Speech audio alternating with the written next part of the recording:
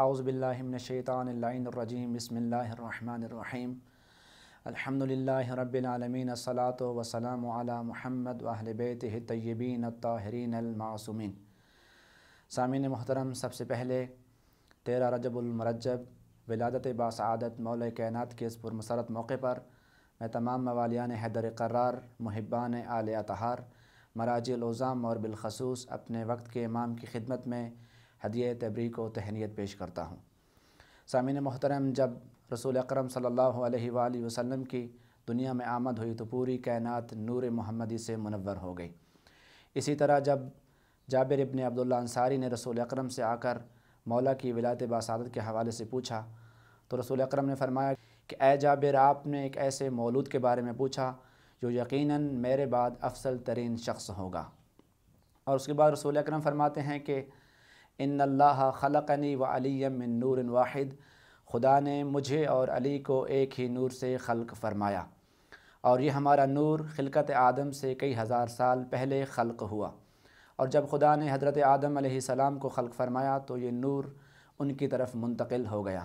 اور یہ نسل در نسل منتقل ہوتا ہوا نور حضرت عبد المطلب تک پہنچا، اور پھر وہاں سے 2 حصوں میں یہ نور تقسیم ہو گیا۔ ایک نور حضرت عبداللہ کے پاس چلا گیا اور دوسرا نور حضرت ابو طالب علیہ السلام کے پاس چلا گیا۔ تو رسول اکرم فرماتے ہیں کہ اسی زمانے میں ایک راہب تھا جو خدا کی بہت زیادہ عبادت کیا کرتا تھا، جس کا نام تاریخ نے المسرم ابن دعیب لکھا۔ وہ اس شخص نے تقریباً خدا کی 190 سال عبادت کی، لیکن اس نے کبھی خدا سے کوئی حاجت طلب نہیں کی، لیکن آج اس نے خدا سے دعا کی کہ میرے اللہ، تو مجھے اپنے زمانے کے ولی کی زیارت نصیب فرما۔ اب جب اس نے دعا مانگی تو تھوڑی ہی دیر بعد وہاں پر حضرت ابو طالب علیہ السلام تشریف لائے، اور جب اس نے حضرت ابو طالب علیہ السلام کو دیکھا تو چونکہ یہ ایک عبادت گزار شخص تھا، یقیناً معرفت والا شخص تھا، اس نے پیشانی ابو طالب پہ نور ولایت کا مظاہرہ دیکھا اور نظارہ دیکھا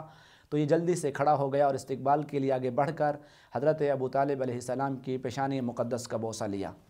اور اس کے بعد جب اس نے پوچھا کہ اے شخص، تو کہاں سے آیا ہے، تو حضرت ابو طالب علیہ السلام نے ارشاد فرمایا کہ میں مکہ سے آیا ہوں اور میرا تعلق بنی ہاشم کے خاندان سے ہے۔ اس نے جب یہ سنا تو ایک مرتبہ پھر کھڑا ہوا اور جناب ابو طالب علیہ السلام کی پیشانی پر بوسہ دیا اور کہنے لگا کہ اے شخص، میں تجھے ایک ایسے شخص کے بارے میں خبر دیتا ہوں کہ خدا تجھے ایک ایسا بیٹا عطا کرے گا جو اللہ کا ولی ہوگا اور رسول کا جانشین ہوگا۔ اور اس کے بعد کہا کہ جب تو اس بیٹے کو در کرے تو اس تک میرا یہ درود و سلام پہنچا دینا، اور اسے کہنا کہ مسلم کہہ رہا تھا کہ میں خدا کے توحید کی گواہی بھی دیتا ہوں، میں رسالت کی گواہی بھی دیتا ہوں، اور ساتھ میں تیری گواہی بھی دیتا ہوں کہ تو رسول کا سچا اور حقیقی جانشین ہے۔ اور اس رسول اکرم صلی اللہ علیہ وآلہ وسلم فرماتے ہیں کہ فلما كانت الليلة التي ولد فيها امیر المومنین اشرقت السماء بضیاءها وتضاعف نور نجومها، کہ جب مولا کائنات کی ولادت کی رات آئی تو اس رات آسمان پہلے سے زیادہ روشن ہو گیا اور آسمان کے ستارے پہلے سے زیادہ چمکنے لگ گئے، اور عرب اور قریش کے لوگ تعجب کی نگاہوں سے اس آسمان کی طرف دیکھنے لگ گئے کہ آج کیا واقعہ رونما ہو رہا ہے کہ آسمان پہلے سے زیادہ روشن کیوں ہے، آسمان کے ستارے پہلے سے زیادہ کیوں چمک رہے ہیں۔ اور جب یہ لوگ آپس میں بحث و مباحثہ کر رہے تھے کہ اسی اثناء میں حضرت ابو طالب دین خدا کے نگہباں جناب عمران اپنے گھر کی دہلیز سے باہر قدم رکھتے ہیں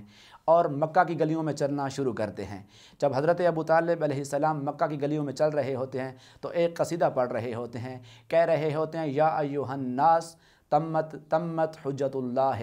اے لوگو سنو، خدا کی حجت تمام ہو چکی ہے۔ جب حضرت ابو طالب علیہ السلام چل رہے تھے تو لوگ ارد گرد جمع ہو رہے تھے، لیکن ہر ایک کی زبان پر ایک ہی سوال تھا کہ اے جناب عمران، اتنا بتائیے آج آسمان پہلے سے زیادہ روشن کیوں ہے، آج ستارے پہلے سے زیادہ کیوں چمک رہے ہیں؟ تو اس وقت حضرت ابو طالب علیہ السلام فرماتے ہیں کہ اے لوگو سنو، میں تمہیں ایک بشارت دیے جا رہا ہوں، تمہیں بشارت دینا چاہ رہا ہوں، وہ یہ ہے کہ قد ظہر فی ہذہ اللیلہ ولی من اولیاء اللہ، کہ آج کی رات وہ رات ہے کہ جس رات ولی خدا میں سے ایک ولی کی آمد ہے۔ اور وہ کون ولی ہوگا؟ حضرت ابو طالب علیہ السلام فرماتے ہیں کہ یکمل اللہ فیہ خصال الخیر ویختم بہ الوسیجین وہو امام المتقین وناصر الدین وقامع المشرقین وغیظ المنافقین وزین العابدین ووسیع رسول رب العالمین امام ہدا ونجم العلا وامام ومصباح الدجا ومبید الشرق والشبہات هو نفس الیقین واساس الدین۔ حضرت ابو طالب علیہ السلام فرماتے ہیں کہ وہ عظیم ہستی ہوگی جس میں تمام صفات کمال موجود ہوں گی، اور وہ عظیم ہستی ہوگی جو خاتم الاوصیاء بھی ہوگی، جو متقین کے لیے رہبر و امام بھی ہوگی، اور وہ آنے والا ہے کہ جو دین کا ناصر و مددگار بھی ہے، وہ ہے کہ جو مشرکین کا خاتمہ کرنے والا ہے، وہ آ رہا ہے کہ جو منافقین کے لیے سیمان غیظ و غضب ہے، اور وہ آ رہا ہے کہ جو عبادت گزاروں کی زینت ہے، جو رسول کا حقیقی جانشین ہے۔ اور پھر فرماتے ہیں کہ وہ آ رہا ہے کہ جو رہبر بھی ہے، جو امام بھی ہے، جو پیکر ہدایت ہے، جو بلند ستارہ ہے، اور وہ ہے کہ جو چراغ ہدایت بھی ہے۔ اس کے بعد فرماتے ہیں کہ یہ وہ عظیم ہستی ہے کہ جو اپنے ید اللہ ہاتھوں سے شرک و شبہات کی سانسوں کا جینا محل کرنے والا ہے۔ وہ عظیم ہستی آ رہی ہے کہ اگر یقین انسان کی صورت میں ظاہر ہوتا تو وہ یقیناً علی کی ذات ہوتی۔ اور اس کے بعد فرماتے ہیں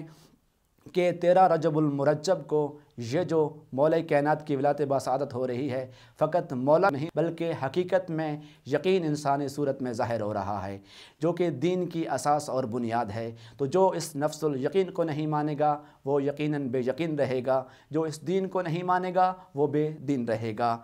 ہمارے یقین کا ایقان علی ہے، ہمارے دین کا ایمان علی ہے، جسے ہماری سانسیں تلاوت کرتی ہیں، خدائے رحمان کا وہ قرآن علی ہے۔ سامعین محترم، کون آ رہا ہے؟ وہ آ رہا ہے کہ جو نقطہ قرآن ہے، جو کل ایمان ہے، وہ آ رہا ہے کہ جو دین کی کتاب ہے، جو علم کا باب ہے، وہ علی آ رہا ہے کہ جو اپنوں کے لیے تو راہ ثواب ہے لیکن دشمنوں کے لیے برق عذاب ہے، وہ علی کے جو انتخاب رسول بھی ہے، وہ علی کے جو امام آفاق ہے اور الامر کا مصداق ہے۔ 13 رجب کی وہ شب تھی جب فاطمہ بنت اسد مادر علی اپنے بطن مقدس کی پاک و طیب و طاہر چادر میں